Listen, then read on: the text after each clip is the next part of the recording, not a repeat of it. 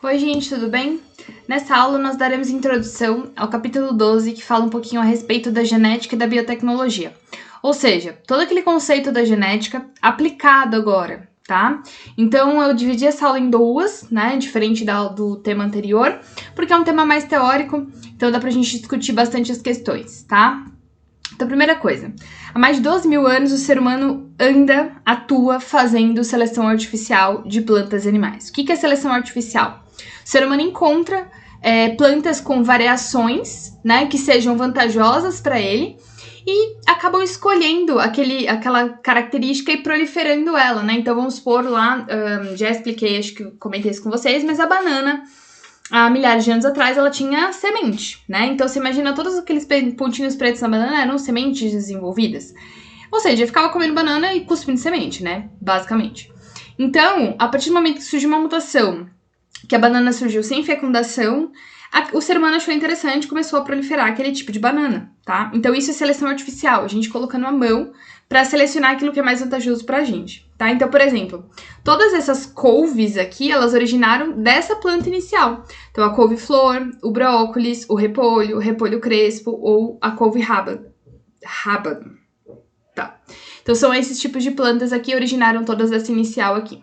Um outro exemplo que a gente faz com seleção artificial são as raças de cães. Então, a raça inicial, né, a espécie, é o lobo cinzento, que acabou gerando a espécie Canis familiaris por um processo de seleção. Então, originou a espécie Canis familiaris por um processo de seleção. E aí, em cada região do mundo, a gente acabou selecionando, porque surgiu uma característica, aí você cruzava aquele indivíduo com um indivíduo que tinha uma outra característica, e surgiu uma nova. Enfim, esse processo de seleção artificial ela vem sendo executado há muito tempo, tá? O que a gente tem hoje também é o processo de manipulação genética, né? Ou seja, nós conseguimos fazer isso não só cruzando, porque quando você faz o cruzamento sem ser no laboratório, você acaba selecionando características que você quer, mas características que você também não quer, né? E a manipulação em laboratório acaba fazendo com que você só selecione aquelas características que você quer. Então, depois de Mendel, foi possível compreender como as características elas eram transmitidas e, a partir daí, fazer o processo de modificação. Países em desenvolvimento como o Brasil investem pouco em pesquisa científica. Bom, não preciso nem falar, né? Vocês já estão vendo isso na mídia. E no progresso tecnológico, que nos torna dependente das tecnologias do exterior. A Embrapa é uma referência nacional na área, Embrapa Soja, Embrapa, enfim, lá em Londrina, de onde eu sou, né, a gente tem muito a Embrapa Soja naquela região, tá? Uma das atuações importantes da Embrapa foi criar variações de soja que são adaptáveis a diferentes condições climáticas, tá? Então, a gente tem o caso aí dos transgênicos, tá?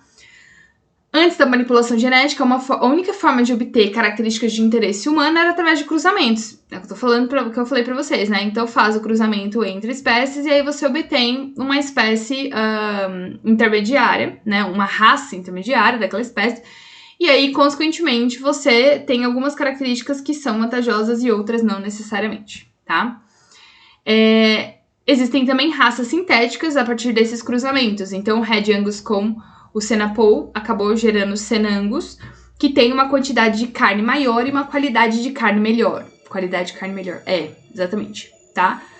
Bom, para que a característica vantajosa ela predominasse, uma análise cuidadosa das características eram feitas para que os indivíduos da próxima geração também apresentassem, né? Porque a gente sabe, a gente já falou que tem características que são recessivas, né? Aí, supondo que aquela característica que eu tô vendo é uma característica recessiva, se eu faço o cruzamento, eu não tenho grandes chances da prole nascer com aquela característica. Era esse o problema. Nos dias atuais, esse tipo de cruzamento é raro. Agora são realizadas técnicas de reprodução assistida, também com objetivo econômico, né, com raças de boi aí, e em seguida a inseminação artificial e a implantação do óvulo nas fêmeas, né, o óvulo fecundado nas fêmeas. A primeira lei de Mendel nos permite prever possíveis combinações entre genótipos dos indivíduos investigados, bem como entender a herança genética de algumas características, como, por exemplo, o albinismo, né? Então, o albinismo é a ausência da produção de melanina. Essa ausência da produção de melanina acontece em um único gene. Então, tem um gene que bloqueia a produção da melanina. A melanina, ela é muito importante porque ela confere proteção à pele, então esses indivíduos não a apresentam, tá? Ela também, essa característica, ela também é observada em outros animais. E ela é representada, então, por azinhazinho. Depois desse avanço da genética, a gente acabou, então, conseguindo descobrir vários genes que causam doenças. E isso é legal, isso é interessante, tá? Bom, então, por exemplo, como serão os filhos de um casal formado por um pai albino e uma mãe de pigmentação normal, porém portadora do alelo pro albinismo? Como é que será que fica? Então, assim, ó. Azinhazinho é o pai, albino, tá? A mãe, ela é normal, mas ela é portadora do alelo pro albinismo. Então, se eu faço o cruzamento, eu consigo determinar que... Aqui tá faltando um azinho, não sei porquê. Mas metade dos indivíduos vão ser albinos e metade dos indivíduos vão ser normais, portadores do alelo para doença. Ser portador do alelo não significa que você é doente, porque o alelo grandão, o azão, encobre o seu efeito. Então, você aparenta e você é uma pessoa totalmente normal, tá? Não que quem tem albinismo não é normal, tá, gente? Tô falando em relação ao padrão genético. Bom...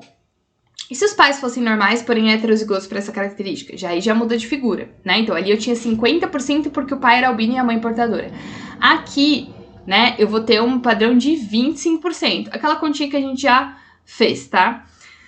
Quando a gente vai analisar famílias, tá? A gente analisa através de uma estrutura chamada de heredograma, tá? O heredograma é isso aqui, tá, gente? É como se fosse uma árvore genealógica. Mas para genética a gente chama de heredograma. Os símbolos e as cores, elas representam coisas, tá? Então, por exemplo, indivíduo do sexo masculino é um quadradinho, indivíduo do sexo feminino é uma bolinha. Isso aqui é sexo indefinido, tá? Mas sexo indefinido no sentido de a mulher está grávida e não sabe se é um menino ou se é uma menina, tá? Aqui seria, por exemplo, o número de filhos do sexo indicado. Então, às vezes a gente faz isso aqui, ó, por exemplo... Ao invés de colocar 2 meninos e uma menina, a gente coloca só um quadrado e coloca um 2 dentro, tá? Pra ficar mais fácil, quando a família é muito grande, principalmente. Quando o indivíduo é afetado pela doença que eu estou analisando, tá? A gente pinta essa bolinha de preto ou esse quadradinho de preto. Quando ele é heterozigoto, às vezes, nem sempre aparece assim, mas metade do quadradinho ou da bolinha é pintada de preto. Quando há um casamento entre os indivíduos, que é o caso aqui, ó, a gente coloca um risco no meio. Quando eu tenho um acasalamento extramarital, ou seja, se este homem aqui teve um relacionamento com uma mulher aqui, mas não é mulher dele, oficialmente, e aí ele acabou tendo um filho, tá? Então isso é um casamento extramarital. Divórcio, né? Aí vamos supor que essa mulher aqui descobriu que esse aqui teve um relacionamento com uma outra mulher. Aí faz um risco aqui que é o divórcio, tá? Casamento consanguíneo, ou seja, entre primos, tá? Então supondo, sei lá, que esse cara aqui tivesse um filho...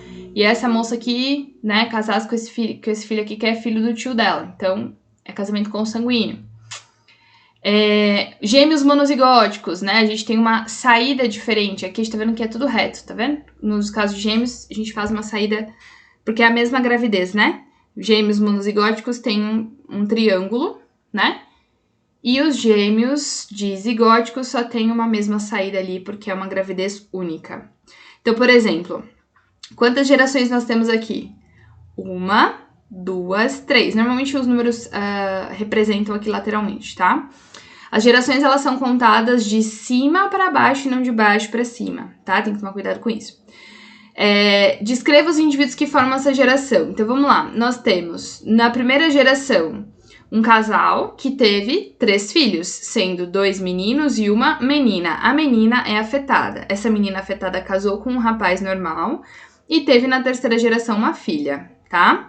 Supondo que a característica analisada é cor de cabelo, determine os genótipos, tá?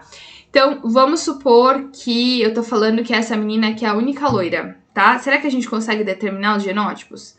Pensem aí que a gente vai esclarecer isso na live, tá? Tentem fazer aí, determinar os genótipos. Azão, quem é azão, quem que é azão-azinho, quem que é o azinho-azinho.